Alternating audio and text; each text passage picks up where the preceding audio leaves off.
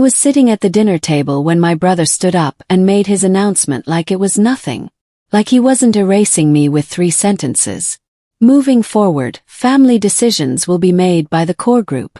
For legal and financial reasons, we're streamlining things. Some of us won't be included anymore. He didn't look at me, but I knew. Everyone knew. My mother's fork stopped halfway to her mouth. My aunt suddenly became very interested in her napkin. The silence was so heavy it felt like drowning. Who decides who's core? I asked quietly. It's already been decided, he said.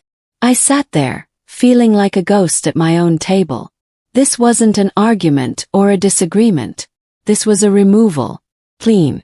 Practiced. Like he'd rehearsed it 100 times. And in that moment, I understood something that made my stomach drop. This decision wasn't made tonight. It was made weeks ago. Maybe months. The lie wasn't in the announcement. It was in everything that came before it. After dinner, he pulled me aside. His hand was on my shoulder, and his smile was so warm it felt like ice. I know this is hard, he said. I'm glad you're being mature about it. Mature. Like I had a choice. Like this was something I'd agreed to. It's for the best, he continued. You'll understand eventually.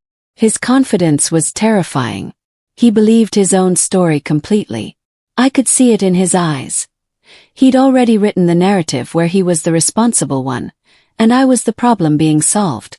Then I heard it. A whisper from the hallway where my cousin stood on her phone. I caught 3 words before she noticed me. Told her not. She ended the call immediately and pretended to check her messages. But I heard it. Someone had been told something. About me. And she'd been instructed to keep quiet about it. That's when I knew this was worse than betrayal. This was a conspiracy.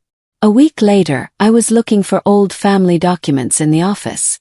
I needed my birth certificate for a job application. That's when I found them, stacked in a folder marked with my name. I opened it and felt the air leave the room. The pages weren't in order. Dates jumped around. Page 3 referenced decisions made on page 4. But page 4 was gone. Just a gap. Like someone had taken scissors to our family's records. One document had a signature at the bottom. It was supposed to be mine, agreeing to something called a family trust modification. The signature looked like mine. The first letter curved the right way, the pressure point seemed natural. But it wasn't. I'd never signed this. I would have remembered something this important. My hands shook as I photographed every page.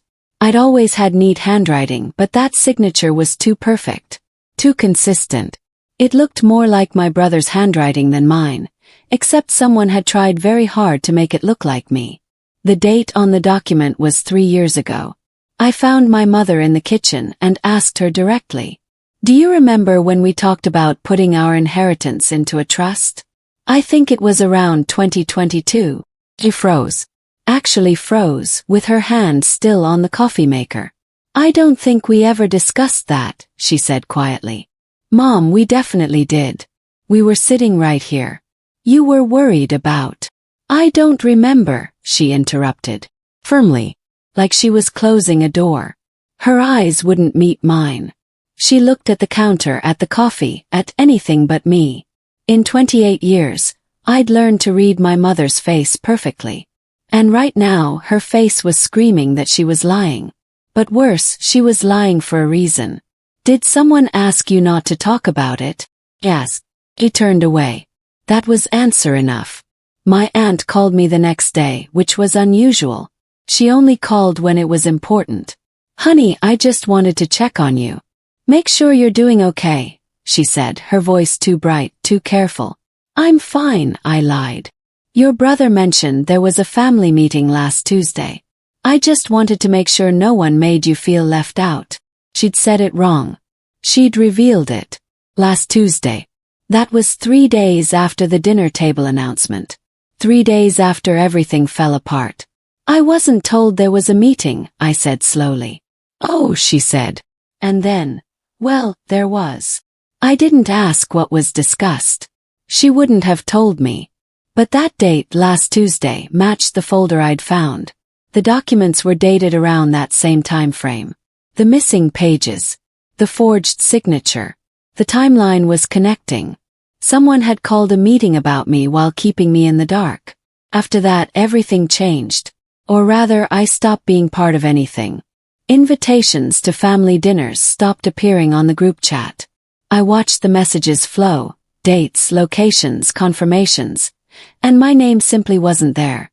At first, I thought maybe I was being left out by accident.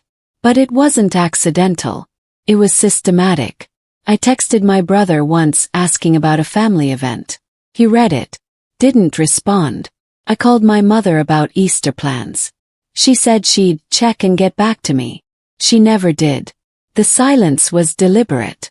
It was a removal without confrontation. They were erasing me quietly, efficiently, in a way that would look natural if anyone asked about it later. They could always say, well, she never responded to the invitations, or she was going through something. But I decided something. I would let them erase me. I would disappear into the silence and become invisible. Because I'd learned something important watching my brother's confidence. People make mistakes when they think they've already won. Silence would be my advantage. Our family's longtime lawyer, Mr. Patterson, ran into me at the grocery store. He'd known us for 30 years. "How are you doing?" he asked with a strange kind of concern. "Everything all right." "Why do you ask?" said. He hesitated. "Well, your brother mentioned that you'd given up your share of family decisions. For the estate and the trust. He said you wanted to step back from all of it." I stared at him. "I never said that," I told him quietly. "I never agreed to anything." His face went pale. He knew what that meant. He'd been told a false story. He'd written it into his notes. And now my brother had legal documentation saying it came from the lawyer's office. "When did he tell you this?" "Yes. 3 weeks ago. He said you wanted to simplify things." 3 weeks. Before the dinner announcement. Before the missing documents. The timeline was getting clearer and it was getting darker. I made an appointment with the records office. I told them I was trying to clear up some family document confusion. The clerk who helped me was thorough. She pulled up the trust files under my family's name and frowned. "That's strange," she said. "What's strange?" My heart was pounding. "We have 2 files. They're both registered, but they have different beneficiary information. And they were filed days apart. See here. This one lists you as co-trustee. But this one doesn't." I looked at both documents. They were almost identical except for one section. The second one, the newer one, had been modified to remove my name entirely and give my brother sole authority. Which one was filed first? Yes. You check. This one. Original filing. And the second. 11 days after. With a modification request. The modification request was signed by my mother, authorizing my brother to take control. Except my mother's signature looked exactly like how my brother had forged mine. I created a spreadsheet, date by date, change by change. I mapped everything. January 15th. Original trust filed with me as co-trustee. January 26th. Modification filed, removing me, granting my brother control. Between those dates. The dinner where he thanked me for being mature. Before January 15th. My mother's conversation with me that she now denies ever happened. After January 26th. The family meeting my aunt mentioned. Then the forged documents. The missing pages. The signature that wasn't mine. I stared at the timeline and realized something crucial. There was a gap. One big gap on January 17th through 19th. The week I'd been in crisis. My ex had left me. I'd called my brother asking if I could stay with him. He'd picked me up. He'd said, "Don't worry. I'll handle everything." He handled everything.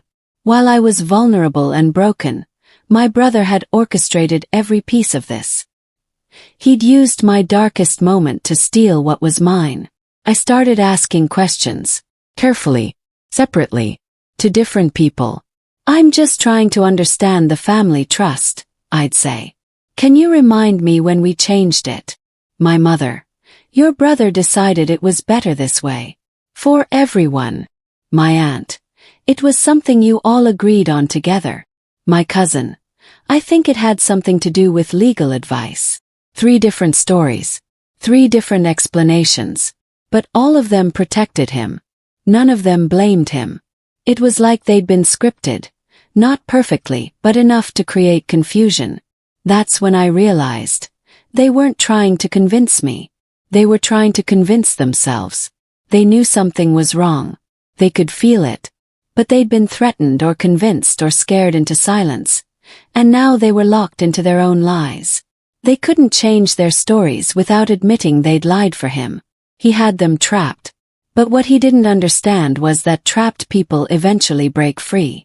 And when they do, they remember everything. Every lie they told. Every moment they stayed silent. Every time they chose him over the truth. The guilt would eat at them until they couldn't hold it anymore. I hired a handwriting expert. I paid her $800 to tell me what I already knew. Her report was clinical and devastating. The signature on the modification document was not my natural handwriting. It showed characteristics of attempted forgery, inconsistent pressure, unnatural letter spacing, and an attempt to mimic my style rather than replicate it authentically. However, the handwriting exhibited several patterns consistent with another family member's natural writing style. She didn't name my brother, but she didn't have to. The report concluded. This signature was almost certainly created by someone with access to genuine samples of the subject's handwriting and with knowledge of her natural writing patterns. My brother had my handwriting memorized. He'd watched me sign things my entire life. He'd studied me well enough to forge my name. And then she said something that made my blood cold. The dates suggest this forgery occurred during a period of significant emotional stress for the subject, based on contextual information provided. He'd done it while I was broken. I held the report in my hands and felt something shift inside me. This wasn't suspicion anymore. This was evidence. This was the beginning of the end of his lies. Every word in that document was a nail in his coffin, and he had no idea it was coming. I kept replaying that week in my head. My ex had ended things on a Thursday. I was devastated. I'd called my brother Friday morning, asking if I could stay with him while I figured things out. He'd said yes immediately. Of course. Come over. I'll help you get through this. He'd picked me up. He'd been kind. He'd let me sleep on his couch. He'd made me food. And while I was sleeping or showering or crying in his guest room, he was forging my name on documents. He was stealing from me while I cried. I remembered something else. He'd asked me to sign some paperwork during that week. He'd said it was just some family stuff, nothing important. I'd signed it without reading it. I was too broken to care about anything. He'd probably used that to get a genuine sample of my signature on fresh paper. He'd planned the emotional crisis into his timeline. Or maybe he'd caused it. Well, I couldn't think like that. But the fact that I wondered, that was damage enough. What haunted me most wasn't the theft. It was the performance of love wrapped around the betrayal. He'd played the role of a caring brother so perfectly that I'd lowered every defense.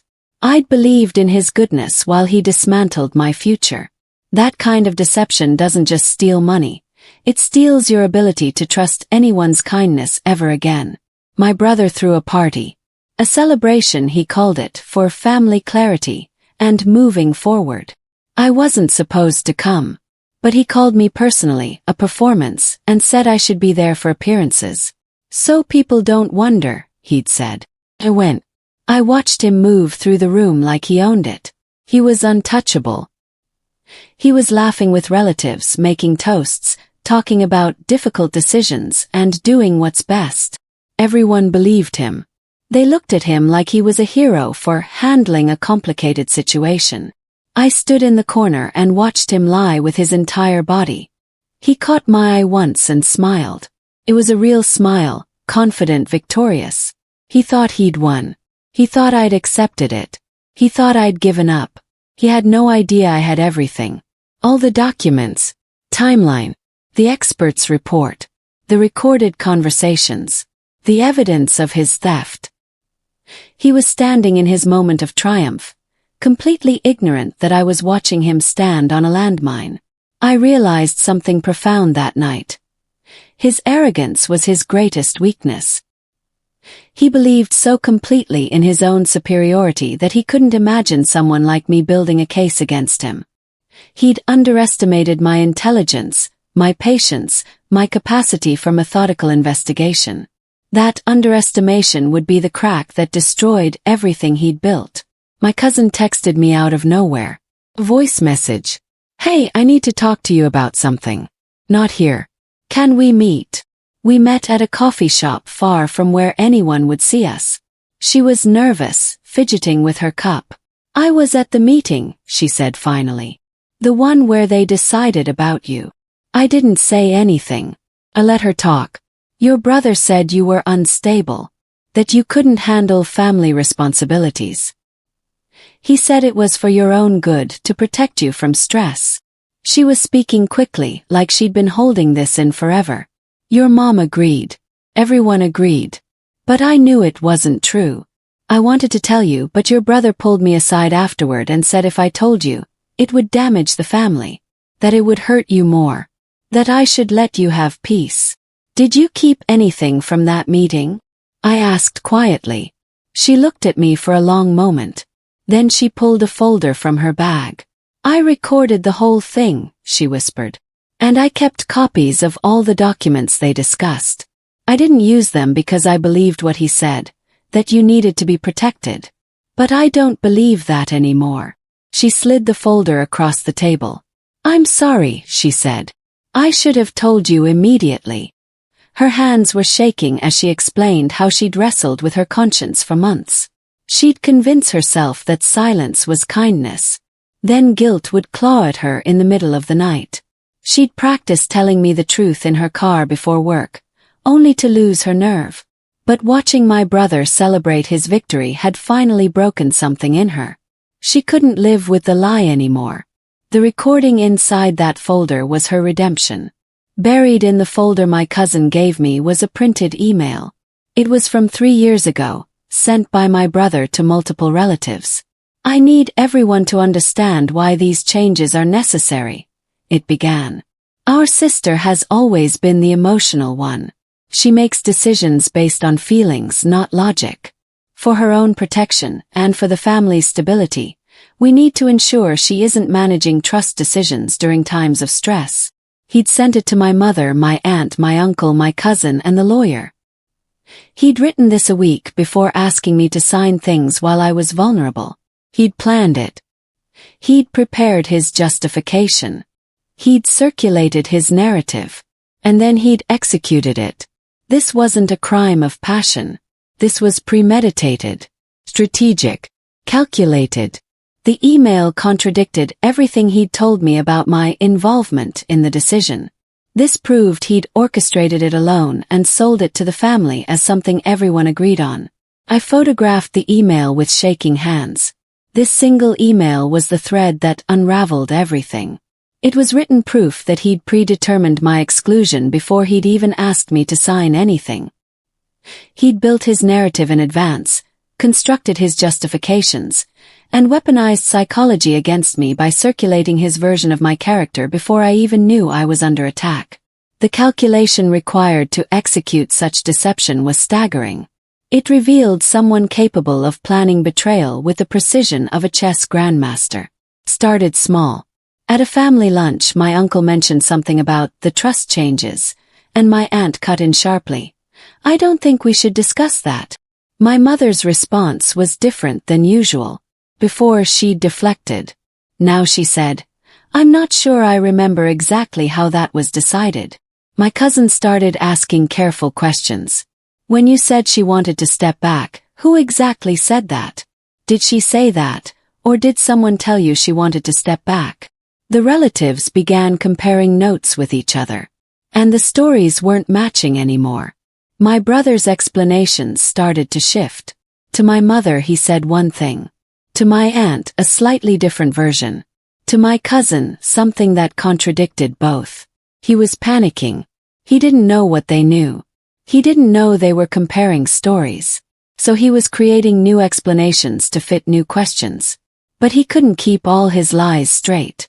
I watched from a distance as the foundation of his story crumbled under the weight of accumulated contradictions. Each time he adjusted his narrative, he created new inconsistencies. Each new explanation contradicted something he'd said before. The more he tried to protect his lie, the more obvious it became that the lie existed. My family wasn't stupid. They could see the desperation in his shifting explanations. They could sense his fear. And sensing his fear made them question everything he'd ever told them. My brother called me. "You seem different lately," he said. "Very calm. Very composed." "I'm doing okay," I replied. "That's good. I just wanted to make sure you weren't upset about family stuff." "Should I be?" Yes. Silence. "I just know the trust decision was hard," he said carefully. "And I want to make sure you know we did it for you. For your peace. For my peace." I almost laughed. "I understand," I said. "You're not upset." "No," I said truthfully. "I'm not upset." I was past upset. I was patient. I was methodical. I was building something he couldn't see coming. After we hung up, I knew something had shifted. My calmness was scaring him. He expected me to be broken or angry. But I was neither. I was just waiting. Family meeting was scheduled. A trust review, the email said. My brother tried to cancel it. He emailed my mother saying it was unnecessary. He called my uncle suggesting we reschedule. He pulled my aunt aside and said it would be awkward for everyone. But for the first time, my family didn't listen to him. My mother confirmed the date. My uncle said it was long overdue. My aunt said the meeting would be healthy for everyone. My brother realized he couldn't stop it. He called me the night before, his voice tight. "Are you going to come?" he asked. "Yes," I said. "Are you planning to say anything?" "I don't know yet," I said. "Are you?" He didn't answer. The next morning I put all my documents in a folder. Not to threaten him. Not for drama. But because truth doesn't need performance. Just needs light. His desperation was palpable through the phone line. He sensed something had shifted. He could feel the ground becoming unstable beneath him. But he couldn't identify what was wrong, which made his fear even more acute. I'd become unpredictable in his eyes.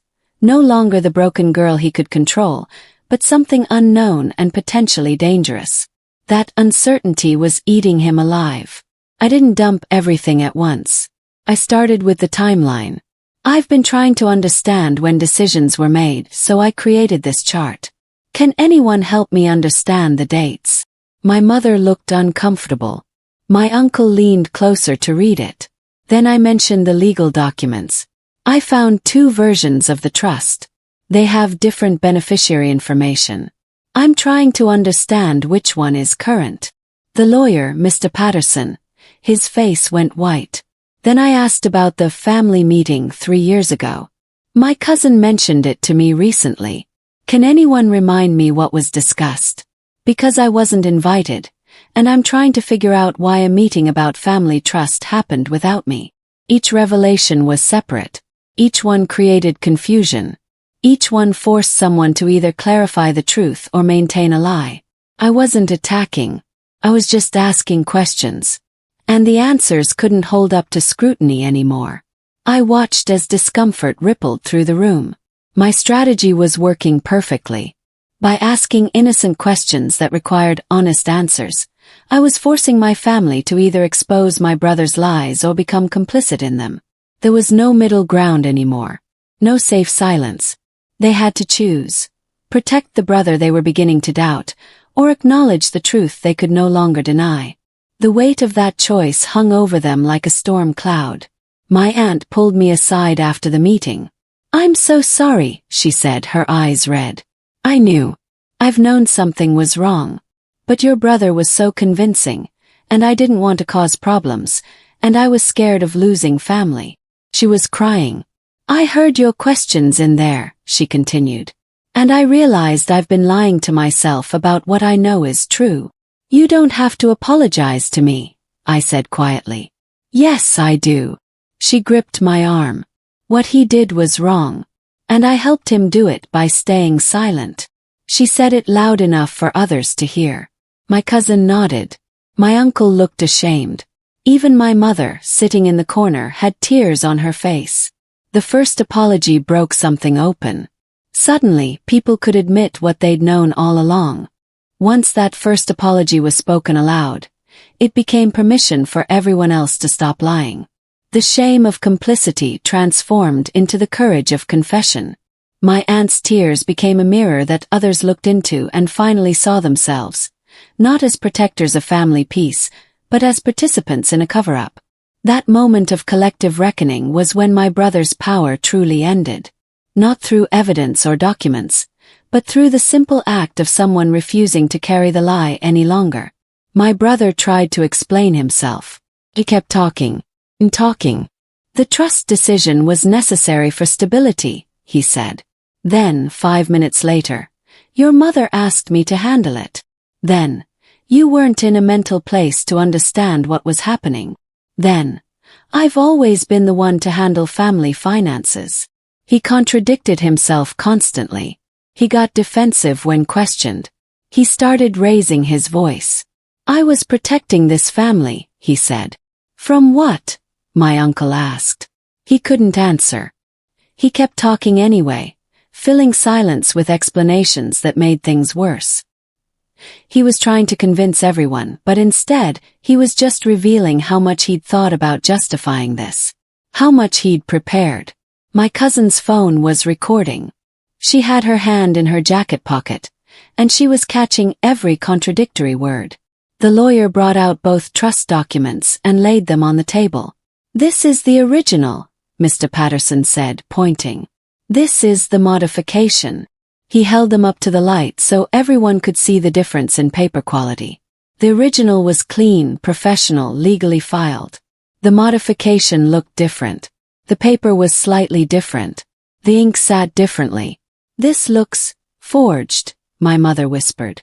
That's impossible, my brother said immediately. I didn't forge anything. I didn't say you did, Mr. Patterson replied carefully. I'm just noting what appears to be true based on the document quality. My cousin stood up and pulled out the handwriting expert's report. She placed it on the table. This signature, she said, pointing at the modification document, is not hers. An expert confirmed it. The room went absolutely silent. My uncle leaned forward and asked my brother one simple question. Why did you need to forge her signature? My brother's mouth opened. He closed it. He opened it again. He couldn't answer. Because there was no answer that made him look anything other than guilty. All the explanations, the protection, the stability, the family's best interest, none of it mattered if he'd forged documents. If he'd lied about my involvement. If he'd deliberately stolen from me while I was broken. I don't have to answer that, he finally said. But everyone in that room knew. Not answering was the same as confessing. All eyes turned to me. My family didn't yell at him. They didn't kick him out or make a scene. They just stopped including him. Invitations to dinners didn't include his name. When he called, people's responses became shorter, cooler. When he tried to make decisions about family matters, he was told, "We'll discuss it without you." His authority evaporated. His voice became background noise. He'd orchestrated my removal from the family quietly. Now the family was removing him the same way. It was poetic, in a horrible kind of way. I saw him at a family event weeks later. He looked hollow, like he was finally understanding what silence felt like. What invisibility felt like. What it meant to be erased. He tried to approach me. I didn't say anything. I just looked at him and walked away. Sometimes the deepest revenge is simply not participating in someone's redemption. The trust was restored to its original form. I was reinstated as co-trustee, alongside my mother. My brother was removed completely. The family lawyer offered me an apology. My mother held my hand and cried. My aunt brought me flowers. My cousin hugged me so hard I couldn't breathe. They asked if I wanted to press charges. If I wanted to do something legal to my brother. No, I said. I didn't need to destroy him. He'd done that himself. By lying, by forging, by assuming his arrogance was unbreakable. He'd created his own collapse. The law didn't need to punish him. The truth had already done that. I didn't reclaim my place by fighting for it. I didn't have to. I reclaimed it by walking steadily toward it with evidence in hand and truth on my side. My brother tried to contact me months later, asking if we could talk. I didn't respond. Some silences are exactly what they deserve to be. I went back to my life. Back to my job. Back to my friends. Back to myself. The version of me that existed before he tried to bury her. I walk through the world differently now. I move lighter. And breathe easier. I'm not carrying the weight of his lies anymore. The freedom I feel isn't about winning or revenge. It's about the simple, profound liberation of living in alignment with the truth. No more performing. No more accepting versions of reality that contradict what I know to be true. Every day I live openly, honestly, and without apology becomes another day I take back from the years he tried to steal. That's the real victory. Not his destruction but my restoration.